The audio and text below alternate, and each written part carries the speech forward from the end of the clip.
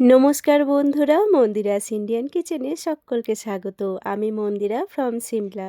এখন যে পরিমাণে গরম পড়েছে, শরীরের সঙ্গে সঙ্গে কিন্তু স্কিনেরও খেয়াল রাখতে হবে। কি ঠিক বললাম তো বন্ধুরা? তাই আজকে আমি আপনাদের জন্য নিয়ে চলে এসেছি নিম সাবান। তো চলুন এই নিম সাবানটা আমি কি করে বাড়িতে বানালাম আপনাদের সঙ্গে শেয়ার করি।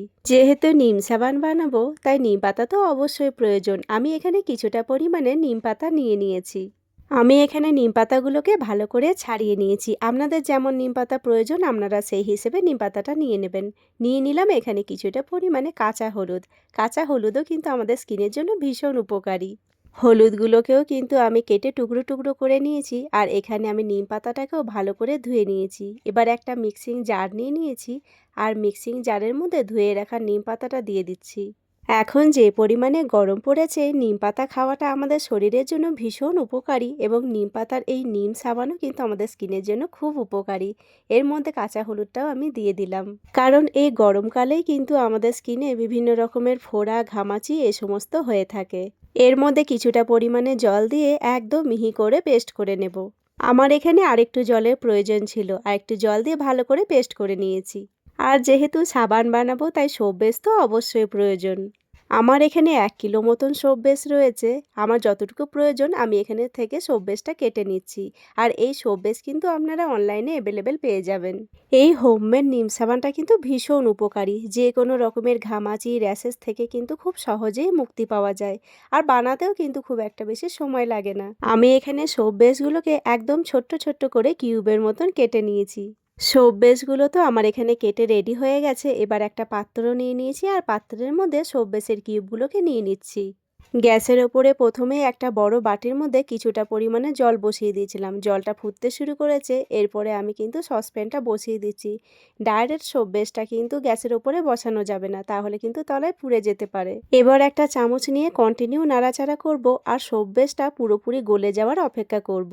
হোমমেড এইরকমভাবে নিম সাবান যদি একবার বাড়িতে বানিয়ে আপনারা ব্যবহার করেন, তাহলে দেখবেন আর বাইরে থেকে সাবান কিনে ব্যবহার করতে ইচ্ছে করবে না। একবারেই বেশি পরিমাণে এই নিম সাবান বানিয়ে আপনারা কিন্তু সারা বছরই ব্যবহার করতে পারেন। স্কিনের জন্য ভীষণ উপকারী। আমি যবে থেকে এই সাবান নিজের হাতে বানিয়ে ব্যবহার করেছি, তখন থেকে কিন্তু আর সাবান বাজার থেকে কিনে ব্যবহার করি না। আমার এখানে সোপ বেসটা পুরোপুরি গলে গেছে। এরপরে যে নিম হলুদের পেস্টটা বানিয়ে রেখেছিলাম, সেটাকে এর মধ্যে ঢেলে দেব।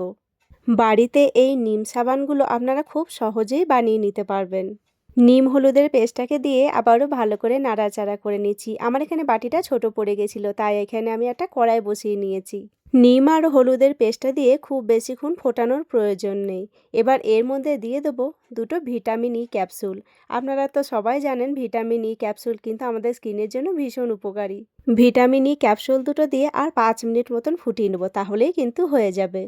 গ্যাসের ফ্লেমটা আমি অফ করে দিয়েছি, আর এখানে আমি সোপ বানানোর জন্য সোপ মোল্ড নিয়ে নিয়েছি।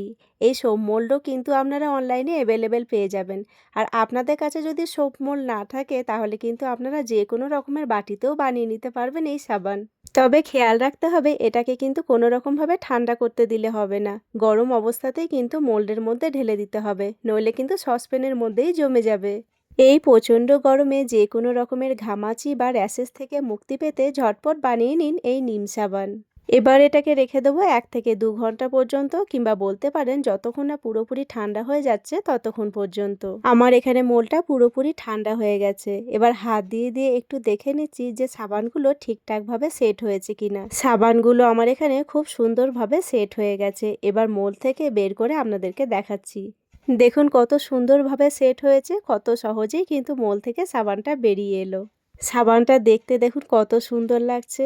এখন তো সাবানের চল অনেকটাই কম হয়ে গেছে, তবে যদি এত সুন্দর সাবান নিজের হাতে বানিয়ে ব্যবহার করা হয়, তাহলে কিন্তু ভীষণ ভালো লাগে। প্রত্যেকটা সাবানই দেখুন ভীষণ সুন্দর লাগছে। আমার এই ছোট্ট ছোট্ট ভিডিওগুলো আপনাদের কেমন লাগছে অবশ্যই কমেন্ট করে জানাবেন। ভালো লাগলে লাইক, শেয়ার, সাবস্ক্রাইব করে দেবেন। আপনাদের একটা লাইক আর সুন্দর একটা কমেন্ট আমাদের আগামী দিনে আরও সুন্দর সুন্দর ভিডিও বানানোর অনুপ্রেরণা দেয়। আর যেসব দাদা দিদিরা সুন্দর সুন্দর কমেন্ট করছেন, তাদেরকে জানাই অসংখ্য ধন্যবাদ। আপনারা এইভাবেই আমার পাশে থাকবেন। আমি এখানে মোল থেকে সব সাবানগুলোই বের করে নিয়েছি। সাবানগুলো দেখতেই দেখুন কত সুন্দর লাগছে। আপনারাও বাড়িতে ঝটপট বানিয়ে ফেলুন এইভাবে নিম সাবান।